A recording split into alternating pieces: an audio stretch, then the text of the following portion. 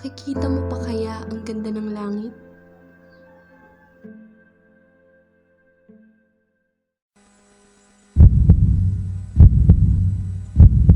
Toxins. They're in the water, in the air.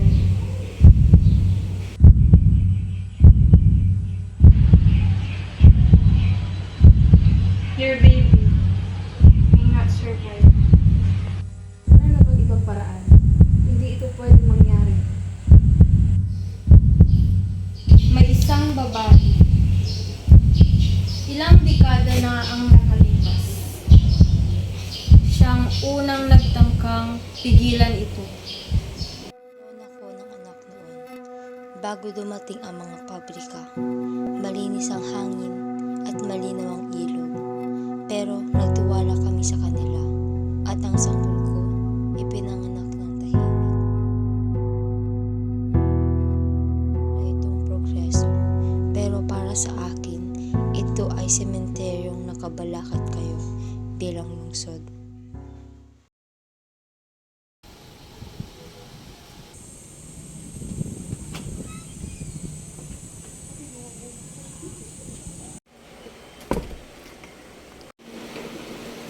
Ngayon, unti-unti nang namamatay ang ating bayan. Imposibleng hindi mo to alam. And yet, you're both here, breathing, living. Gusto niyo bang magutom sa lumang mundo? Ngayon, kailangan na natin ipatigil ang pinapatay ng pabrika. Malubha na ang epekto sa ating kalusugan. The company has a special treatment. Expensive nga lang, perfect. Magtrabaho kayo sa akin at ililigtas ko ang anak mo.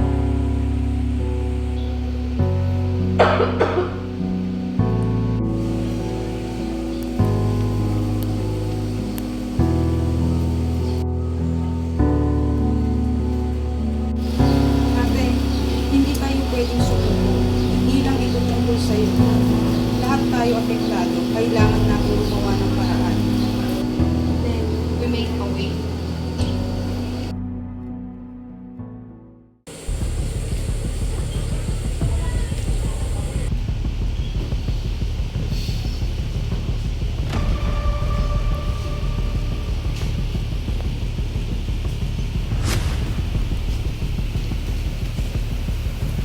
Mayor,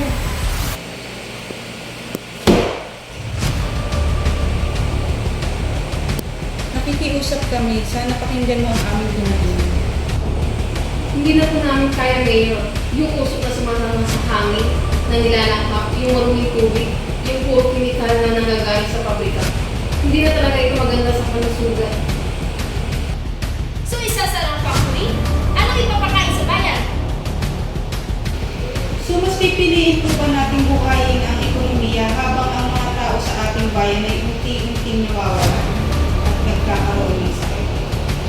Wala akong saysay ang lungsod na ito kung lahat ng tao dito ay unti-unting namamatay.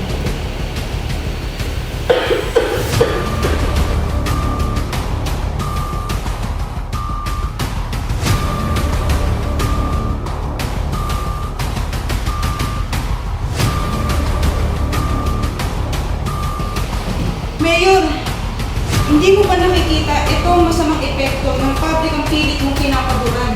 Kailan mo ipapalugto ang operasyon ng pabrika? Sige, pag-iisipan ko.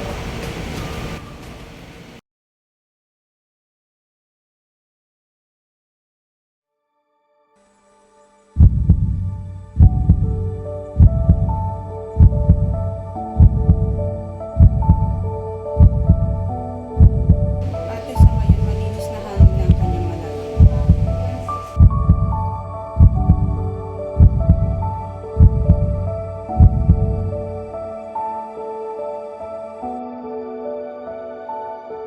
Ipinanganak ka man sa mundong magulo, pero ipinapangako ko na ito na ang simula na mabubuhay ka sa mundong maganda at mapayapa.